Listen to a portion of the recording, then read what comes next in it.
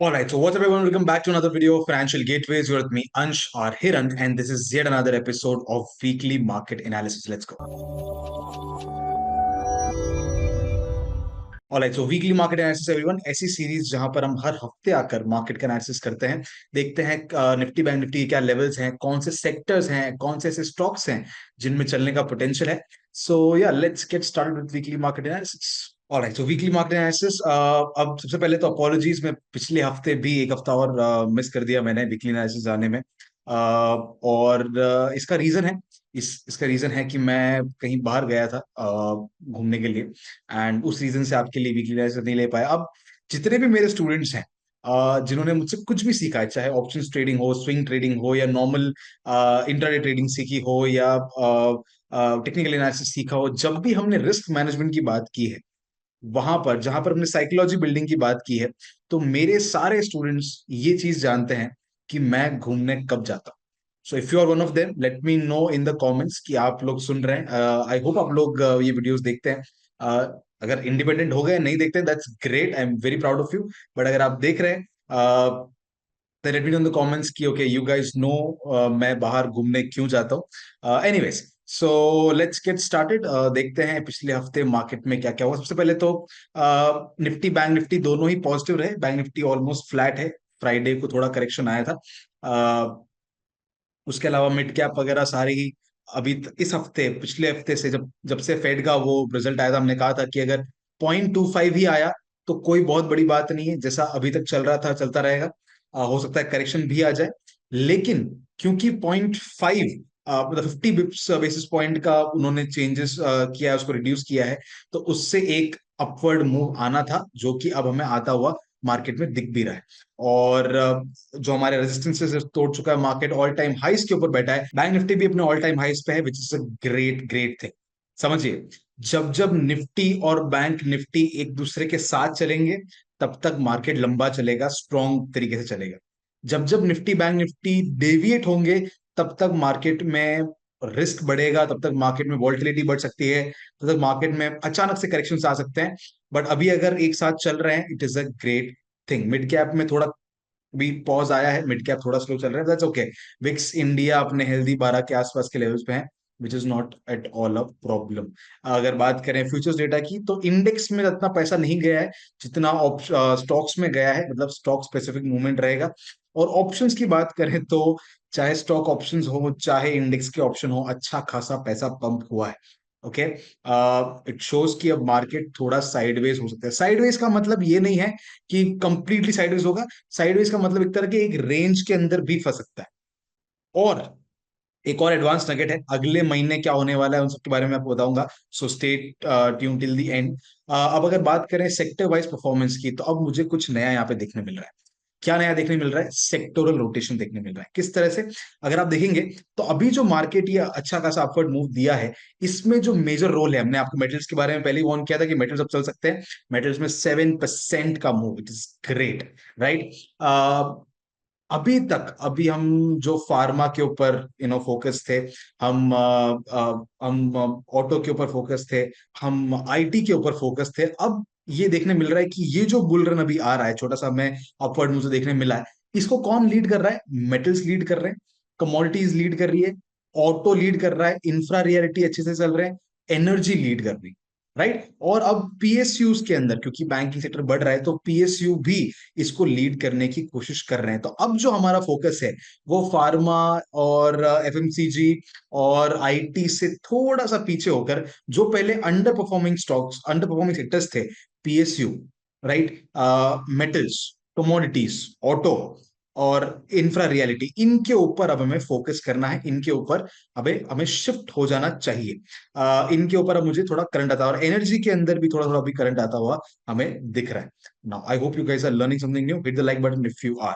अब अगर बात करें लास्ट हफ्ते के वीकली, मतलब लास्ट टू लास्ट वीक के वीकली एनालिसिस स्टॉक की, तो तीन स्टॉक में अच्छा खासा रिटर्न मिला है. रहतान के अंदर 15% रिटर्न हमारे लेवल से, आईसीआईसीआई बैंक के अंदर 7.64%, फिन केबल्स के अंदर 9.5% के आसपास, पेट्रोनेट और कोल इंडिया के अंदर 4.48 और 2.53% रिटर्न. और ये ट्रेड अभी भी एक्टिव है. अब कहीं ना कहीं मुझे लग रहा है कि क्योंकि अब मार्केट थोड़ा सा मतलब मुश्किल हो गया है, तो हमारे ट्रेड्स एक्टिवेट होने में मतलब कम से कम 1 से 2 हफ्ते का वक्त लगता है। और ज्यादा ट्रेड एक्टिवेट भी नहीं होते, मतलब हम 10-12 स्टॉक्स अगर मतलब एनालाइज करते हैं तो उसमें से 4 या 5 ही एक्टिवेट होते हैं। तो आई वॉज थिंकिंग, मतलब I just want your suggestion, I was thinking कि क्यों ना इस वीकली मार्केट एनालिसिस को हम फोर्टनाइट मार्केट एनालिसिस कर दें, ताकि अगर हम 15 दिन बाद आते हैं तो हमें ये तो मालूम पड़ेगा कि हमारा जो परफॉर्मेंस है वो किस तरह का है। ये मालूम पड़ेगा कि हमने जो 15 स्टॉक सेलेक्ट किए थे उसमें से एक्चुअल मूवमेंट कितनों का आया है। 1-8% का मूव हम कैलकुलेट कर भी लें तो उससे कोई फर्क नहीं पड़ेगा, राइट? तो late me know what do you think about it, if you want कि हम फोर्टनाइट इसको बेसिस पे करें तो भी चलेगा, अगर आपको वीकली चाहिए तो हम वीकली भी करेंगे, नो प्रॉब्लम। इससे पहले हमने एक एफएसएल का जो हमने उससे भी पहले वाले एनालिसिस में ट्रेड एनालिसिस किया था, उसमें भी ट्रेड एक्टिवेट हुआ, तो उसमें 10% के ऑलमोस्ट का मूव है। अब ये तो थे पिछले हफ्ते का मार्केट का हाल, लेट्स सी अब अगले हफ्ते क्या हो सकता है। और इससे पहले बात करें अगर निफ्टी की, तो निफ्टी अपने ऑल टाइम हाइस पे है, कोई दिक्कत नहीं है। हमारे जो सपोर्ट रेजिस्टेंसेस है उनको फॉलो कर रहा है। पहले 26,000 का जो रेजिस्टेंस था इसको 3 दिन तक फॉलो किया, उसके बाद ब्रेकआउट देके 26,300, ये हमने पहले नहीं बनाया था, ये अभी भी बनाया है, लेकिन 26,300 का निफ्टी के पास एक इंपॉर्टेंट रेजिस्टेंस है। उसके बाद 26,500 जो कि एक राउंड नंबर है, और उसके बाद 26,900, ये जो है तीन इंपॉर्टेंट रेजिस्टेंस मार्केट में अभी अगले हफ्ते तक के लिए रहेंगे। 26,900 से 27,000 तक का एक रेजिस्टेंस रहेगा। नीचे 26,000 का सपोर्ट है, 25,700 का सपोर्ट है, और 25,500 का एक बहुत ही स्ट्रॉन्ग सपोर्ट है, जिसको मार्केट अगले हफ्ते तो एटलीस्ट नहीं तोड़ना चाहिए। इन्हीं रेंजेस के अंदर मार्केट चलता रहेगा। अब अगर बात करूं बैंक निफ्टी, तो वो भी अपने ऑल टाइम हाइस के ऊपर है। बाकी सारों को मैंने निकाल दिया है, सिर्फ क्लीन थोड़ा चार्ट आपके लिए बनाने की कोशिश की है। 54,000 के आसपास अभी बैंक निफ्टी होवर कर रहा है। नेक्स्ट रेजिस्टेंस है 54,820 से लेके 55,000 तक।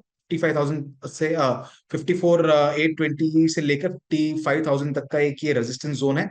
उसके ऊपर का रेजिस्टेंस 55,600 और 56,000, ये दोनों मेजर रेजिस्टेंस बैंक निफ्टी के लिए है। सपोर्ट की बात करूं, 54,000 सपोर्ट है, 53,000 सपोर्ट है, 52,000 सपोर्ट है, ये सारे के सारे। और एक ही जो चेंज इन पोलैरिटी है, प्रीवियस हाई 53,350, ये एक सपोर्ट का काम करेगा। अदरवाइज कोई बहुत वाइल्ड रेंज हमें आती हुई इसमें अभी तक तो नहीं दिख रही। अब अगर बात करें कुछ स्टॉक्स की, तो पहला स्टॉक जो हमारे रडार में है that is REC limited. REC limited को हमने एक बहुत ही अच्छे खासे ड्यूरेशन के लिए ट्रेड किया था, अभी तो पहले की बात होगी लेकिन ठीक है। अगर इसके अंदर बात करें तो सबसे पहले 20 मूविंग एवरेज, अभी थोड़ा अलग है, इसको आप थोड़ा ध्यान से देखिएगा। ये 20 मूविंग एवरेज के ऊपर सपोर्ट नहीं, ये हमारी रेगुलर स्ट्रेटेजी नहीं है। 20 मूविंग एवरेज को ये ब्रेक डाउन कर चुका है, लेकिन वीकली पे एक तरह से इनसाइड बार बना रहा था, एक तरह का बुलिश हरामी बना रहा था। और ये बुलिश हरामी आप वीकली भी देखेंगे तो जहां से ये अपवर्ड मूव स्टार्ट हुआ उसी के आसपास बन रहा था, राइट? इसको मतलब एसएमसी कॉन्सेप्ट के अंदर कहा जाता है ऑर्डर ब्लॉक, तो वहां पर ये बन रहा था। मैंने रिट्रेसमेंट निकाल के देखा तो यहाँ पर 50% रिट्रेसमेंट है। 50% रिट्रेसमेंट के साथ एक तरह का इन्वर्टेड हेड एंड शोल्डर का पैटर्न भी यहाँ पे बन रहा है। साथ ही साथ आरएसआई का भी एक रेंज शिफ्ट बनता हुआ दिख रहा है, वॉल्यूम इंक्रीज होती हुई दिख रही है इसके ब्रेकआउट पे। तो अगर इसका ये जो लास्ट वीकली कैंडल इसका हाई टूटता है तो डेफिनेटली एक अच्छा खासा मूवमेंट आरईसी लिमिटेड के अंदर अगले हफ्ते आ सकता है। अच्छे रिस्क रिवॉर्ड हमें इसमें देखने मिल सकते हैं। Next stock in my radar is Reliance. Reliance को हमने काफी टाइम तक ट्रेड किया है, इस ब्रेकआउट को ट्रेड किया था, इस सपोर्ट को ट्रेड किया था, वापस इन ट्राइंगल्स को हमने ट्रेड किया था। अब क्या हो रहा है रिलायंस के अंदर, I show you. Firstly 61% retracement के ऊपर है, पहले भी यहां से ऊपर गया था, हमने इसको कैप्चर किया था, अब वापस आया। अब जब ये वापस आया है, I remove everything, these triangles and everything, wait, okay, so अब आप देखेंगे तो रिलायंस के अंदर एक तरह का बड़ा डबल बॉटम बन, can you see this? I just draw it, just give me a second. Reliance के अंदर आपको यहाँ पर एक बड़ा सा डबल बॉटम बनता हुआ दिखेगा, राइट? और इस डबल बॉटम का ये जो नेक लाइन है इसका ब्रेकआउट भी अभी दिखा रहा है, और इसकी वॉल्यूम भी काफी स्ट्रांग है। आरएसआई भी अबाउट 60 जा चुका है। वीकली पे आरएसआई का थोड़ा सा दिक्कत दिख रहा है, बट क्योंकि अभी मार्केट स्ट्रांग दिख रहा है, इसकी वॉल्यूम स्ट्रांग दिख रही है, तो पॉसिबिलिटी है। और निफ्टी का एक बड़ा स्टॉक है, अगर निफ्टी पॉजिटिव रहता है तो डेफिनेटली रिलायंस भी हमें ऊपर के लेवल्स दिखा सकता है। इसी ग्रीन कैंडल के लो को अगर हम स्टॉप लॉस बनाए तो एक अच्छा रिस्क रिवॉर्ड ऊपर की तरफ हमें रिलायंस में देखने मिल सकता है। कंफर्मेशन के ऊपर ये ट्रेड भी लिया जा सकता है। Next stock in my radar would be Gujarat gas limited. Gujarat gas limited की आप देखेंगे तो वीकली के ऊपर 20 मूविंग एवरेज का सपोर्ट है। Alright, 20 moving average on weekly. इसी के साथ साथ जैसा कि मैंने कहा था, ऑर्डर ब्लॉक मतलब जहां से मूवमेंट शुरू होता है। अब आप देखेंगे पहले हमने यहाँ पर एक 50% रिट्रेसमेंट का ट्रेड लिया था, जहां से एकदम स्ट्रॉन्ग अपवर्ड मूव आया, राइट, एंड ये हमने सक्सेसफुली कैप्चर किया था, ऊपर का हमको टारगेट मिला था। अब ये स्ट्रॉन्ग मूवमेंट आया, मतलब ये हर कोई तो लेके आ नहीं सकता है, जरूर इंस्टीट्यूशंस ने इस जोन के अंदर बाइंग की, यहां बाइंग की, इसलिए ये अपवर्ड मूवमेंट आया। इसका वॉल्यूम देखिए, अब जब ये वापस नीचे आया है, जब प्रॉफिट बुकिंग हुई है इतनी सारी, इसका वॉल्यूम देखिए कुछ भी नहीं है, राइट। तो अब वापस इस ऑर्डर ब्लॉक के ऊपर जब आता है तो रिपीटेड ऑर्डर्स जब इंस्टीट्यूशन डालते हैं, तब डेफिनेटली एक अच्छा खासा अपवर्ड मूव आने की पॉसिबिलिटी वापस होती है। तो अगर यहाँ पर ये सपोर्ट जो है ऑलमोस्ट कंफर्म हो चुका है, आरएसआई का भी 40 सपोर्ट है, वॉल्यूम का भी सपोर्ट है, ये कंफर्म होता है, तो एक अच्छा खासा अपवर्ड मूव हमें फिर से गुजरात गैस के अंदर देखने मिल सकता है। Next stock in my radar is ABB India limited, ABB. इसमें आप देखेंगे तो अब ये भी वो 20 मूविंग एवरेज वाली जो स्ट्रैटेजी उसका ट्रेड नहीं है। आप देखेंगे तो वीकली के ऊपर एक डबल बॉटम बन रहा है, जिसका ब्रेकआउट हमें दिख रहा है नेक लाइन के ऊपर। डेली के ऊपर आप देखेंगे तो डेली के ऊपर आरएसआई 60 के ऊपर जाने की कोशिश कर रहा है, ठीक है।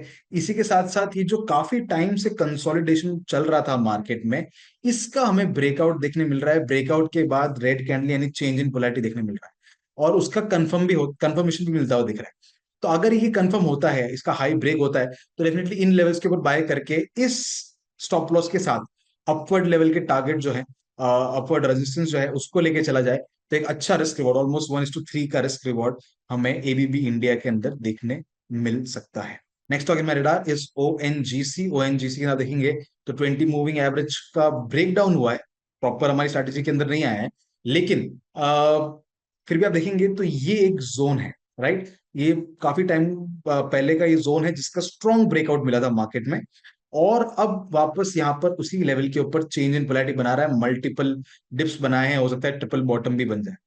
ट्रिपल बॉटम तो बनेगा, एक तरह से इनवर्स हेड एंड शोल्डर भी बन सकता है। अगर इसका ब्रेकआउट होता है तो डेफिनेटली एक अच्छा टारगेट मिल सकता है। यहाँ पे रेंज शॉट भी बन रहा है। एक ही प्रॉब्लम है कि ग्रीन की वॉल्यूम थोड़ी, रेड की वॉल्यूम थोड़ी स्ट्रांग है। रेड की वॉल्यूम स्ट्रांग है तो बहुत छोटी क्वांटिटी में अगर 20 मूविंग एवरेज का भी ब्रेकआउट होता है, तो एक अच्छा ट्रेड हमें अपवर्ड लेवल्स के लिए, अपर लेवल के लिए मिल सकता है। सो लेट्स सी, बट छोटी क्वांटिटी में ओएनजीसी के अंदर मैं ट्रेड करूंगा। Next stock is Ashok Leyland. Ashok Leyland की तरह देखेंगे तो ये प्रॉपर हमारी स्ट्रेटेजी में है, 20 मूविंग एवरेज के पास में है, एक डोजी टाइप स्ट्रक्चर बना रहा है। यहाँ पर 38% रिट्रेसमेंट, कंसोलिडेशन एंड ऊपर जाने की कोशिश कर रहा है। हाई अगर ब्रेकआउट देता है, डेफिनेटली ऊपर की तरफ अच्छा खासा मूवमेंट हमें अशोक लेलैंड के अंदर, यहाँ पर रेंज शिफ्ट भी बन जाएगा। तो मल्टीपल कंफर्मेशन है, Ashok Leyland can be the pick for next week. Next stock in my radar is Kalyan Jewellers. Kalyan Jewellers की तरफ देखेंगे तो ये थोड़ा वॉल्यूम बेस्ड ट्रेड है। देखिएगा कुछ टाइम कंसोलिडेशन हुआ, फिर स्ट्रॉन्ग बाइंग आई तो मार्केट ऊपर गया। अब थोड़ा नीचे आया है तो वॉल्यूम इतना कुछ खास नहीं है, तो मतलब स्ट्रॉन्ग बाइंग जो थी वो इसी लेवल से आई, इसी, ये जो आपको ब्लॉक दिख रहा है इसी लेवल से आई थी। अगर यहाँ पर सपोर्ट कंफर्म होता है, थोड़ा नीचे आके भी होता है, या फिर इसी 20 मूविंग एवरेज पे होता है, यहीं से ऊपर जाने की कोशिश करता है, ग्रीन कैंडल बनाता है, तो definitely quick target upward level के लिए, अपर लेवल के लिए हमें फिर से मिल सकते हैं इन कल्याण ज्वेलर्स। तो ये सपोर्ट जोन है, यहाँ पर सपोर्ट लेता है, कंफर्म होता है, आरएसआई का भी 60 सपोर्ट, इम्परफेक्ट 60 सपोर्ट हो जाएगा, तो डेफिनेटली अच्छा खासा एक रिस्क रिवॉर्ड के साथ हमें ट्रेड मिल सकता है। Next stock in my radar is Piramal Pharma, PPL Pharma. यहाँ पर स्ट्रॉन्ग वॉल्यूम के साथ upward movement, consolidation with almost no volume, एक का थोड़ा ज्यादा है बट ठीक है। अगर ब्रेकआउट होता है तो एक अच्छा खासा मूवमेंट ऊपर की तरफ हमें इसके अंदर देखने मिल सकता है। Next stock in my radar is Kotak Mahindra bank. Kotak के अंदर हमने मल्टीपल ट्रेड्स लिए थे फिबोनाची के बेस पे, आरएसआई के बेस पे। अब क्या हो रहा है, आई जस्ट रिमूव दिस, आपको पता चलेगा कि ये एक प्रीवियस रेजिस्टेंस है, राइट, प्रीवियस हाई है, कहाँ गया, दिस वन, ये एक प्रीवियस हाई है, जहां पर जिसका ब्रेकआउट हमें मिला है, वो भी अच्छी खासी वॉल्यूम के साथ मिला, राइट। वापस यहां पर आया है, चेंज इन पोलैरिटी बना रहा है, अगर ये चेंज इन पोलैरिटी कंफर्म होता है, आरएसआई का 60 सपोर्ट भी कंफर्म होता है, तो definitely quick target Kotak Mahindra के अंदर क्विक भी मिल सकता है, उसको होल्ड करके रखें, ट्रेल करके रखें, तो ये भी एक अच्छा ट्रेड बन सकता है। Next stock in my radar is UltraTech cement. UltraTech के अंदर हमने फिबोनाची बेस से एक ट्रेड लिया था, क्विक ट्रेड लिया था, सक्सेसफुल हुआ। अब एक तरह का ये एक प्रीवियस हाई के ऊपर वापस आया है। आरएसआई बहुत 60 है, ग्रीन की वॉल्यूम डिसेंट इनफ है, तो अगर ब्रेकआउट होता है, अभी ब्रेकआउट के पहले का है, कोटक बैंक ब्रेकआउट के बाद का है, ये ब्रेकआउट के पहले का है, कि अगर ब्रेकआउट होता है और वो ब्रेकआउट कंफर्म होता है, तो अल्ट्राटेक सीमेंट के अंदर भी अच्छा खासा ऊपर चलने का पोटेंशियल हमें दिखता है। और तो ये था मार्केट का हाल और कुछ सेक्टर्स और कुछ स्टॉक्स जिसके ऊपर हम नजर रखने वाले हैं। अब ये सेक्टरल रोटेशन जो है मार्केट में वापस आ सकता है, तो इसके ऊपर पूरा पूरा फोकस करिएगा, एंड देखते हैं किस तरह से हम इसका बेनिफिट ले सकते हैं। साथ ही साथ ये जो फेड वाली मीटिंग का हमने कहा था और वो जो एनालिसिस हमने किया था, आई होप उसने आपकी मदद की होगी। अब एक चीज मुझे आपसे बतानी थी कि अब अक्टूबर आ रहा है, अक्टूबर आ रहा है, अक्टूबर जो है, अक्टूबर में यूजुअली अगर आप पिछले कुछ सालों का एनालिसिस करेंगे, तो अक्टूबर में डेली बेसिस पर मार्केट में बड़े मूवमेंट्स आते हैं। मैं ये नहीं कह रहा कि मार्केट ट्रेंडी होता है, बट इंट्राडे बेसिस पर मार्केट में बड़े बड़े मूव्स आते हैं, मार्केट थोड़ा वॉल्टिलिटी मार्केट में बढ़ जाती है, and this is a great time for option buyers. All those people जिन्होंने मुझसे ऑप्शंस की ट्रेनिंग ली है, या आप इन जनरल भी ऑप्शन ट्रेडिंग करते हैं, October can be the month for you, जहां पर बड़े मूवमेंट्स आप इंट्राडे के अंदर एंड बैंक निफ्टी निफ्टी दोनों के अंदर कैप्चर कर सकते हैं। सो अक्टूबर आ रहा है, all the best for to all the option buyers, ठीक है। So keep that in mind. इसी के साथ साथ सेक्टोरल रोटेशन के बारे में आप ध्यान रखिएगा, इसके ऊपर फोकस करिएगा। एंड एक और चीज मुझे कमेंट्स में बताइएगा कि व्हाट शुड वी डू, क्या इस वीकली एनालिसिस को हमें हर हफ्ते ही करना चाहिए, या फिर because the market has slowed down little bit, तो हमें भी वीकली एनालिसिस की जगह फोर्टनाइट एनालिसिस करें, ताकि आपको भी एक बेटर आइडिया लगे कि हम क्या क्या ट्रेड्स ले रहे हैं, उससे एक्चुअल कितने रिटर्न्स मिल रहे हैं, right? So let me know in the comment section below and hit the like button if you're liking this series. मैं थोड़ा इनकंसिस्टेंट होने के लिए माफी चाहूंगा, बट यार I'll try to be consistent at the same time। एक छोटा सा अनाउंसमेंट भी है कि हमने जो एफएनओ वाली सीरीज, जो हमने 2 एपिसोड डाले थे और फिर डिसकंटिन्यू कर दी थी, वो मैं इसी महीने से, अक्टूबर से वापस कंटिन्यू करने वाला हूं, जहां पर अगर आपको फ्यूचर्स एंड ऑप्शंस नहीं भी आते हैं, तो भी आपको एक डिसेंट आइडिया लग जाए। All right. So yeah, on that note, I hope you guys liked today's session. Hit the like button if you did. Share this video with your friends and all those people who would like to learn something new about the stock market. And yeah, on that note, I'll see you in the next one. Till then, keep learning and keep trading. Thank you so much.